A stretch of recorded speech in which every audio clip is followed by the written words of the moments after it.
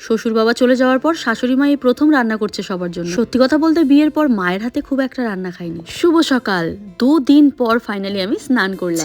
কি নোংরা মানুষ, তাই না? আরে বাচ্চা কাচ্চা সর্দির জন্য এই মায়েকেই দায়ী করে। এদিকে দেখো আমাদের মূলো গাছের পাতা বেরিয়ে গেছে, মানে এই কয়দিন আগে আমরা শাকের বীজ ফেলেছি আর শাক হয়েও গেছে। স্নান করে এসে আমার ছোট্ট ছেলের একটা মুচকি হাসি দেখলাম, আর যেটা দেখে মন প্রাণ একেবারে জড়িয়ে গেছে। বাচ্চা কাচ্চা হাসি খুশিতে থাকলে মায়েদের যে কত ভালো লাগে কি বলবো। আজ 2 দিন পর আমি স্নান করেছি, কারণ এতটাই ঠান্ডা ছিল কি বলবো তোমাদের। স্নান করে চলে আসলাম পুজো দিতে, আর এদিকে পুজো দিয়ে চলে আসলাম রান্না করতে। আমার মনে হয় প্রতিটা ঘরে ঘরে একই কথা, যখনই বাচ্চার সর্দি কাশি লাগে সেই মায়েদেরই দোষারোপ করা হয়। তুমি এটা খেয়েছো, তুমি সেটা খেয়েছো, তুমি জল নেড়েছো, যার জন্য বাচ্চার সর্দি হয়েছে। তো ভাবলাম চলো ঠিক আছে, বড়রা ঠিক যেইভাবে বলে আমি ঠিক সেইভাবেই চলি। তাই 2 দিন একেবারে স্নান বন্ধ করে শুধু হাত পা ধুয়েছি। স্নান করে পুজো দিয়ে চলে আসলাম রান্না করতে। আর এই 2 দিন আমার শাশুড়ি মাই পুজো দিয়েছে। মনে হচ্ছে অনেক দিন থেকে যেন আমরা চিকেন খাই না, তাই বর বলছে আজকে চিকেন করা, তাই লেগে পড়লাম রান্না বান্নার কাজে। শীতকালে যে কোনো রান্নাই আমাদের বাড়িতে মাটির উনুনে হয়। রান্না করতে করতে এদিকে আমার ছোট বাবু চলে আসে। ওর এতটাই শরীর খারাপ কি বলবো, একদম টাইম টু টাইম ওষুধ চলছে। আর এইদিকে মাকে বললাম তুমি একটু উনুনের পারে বসো, আমি ছেলেকে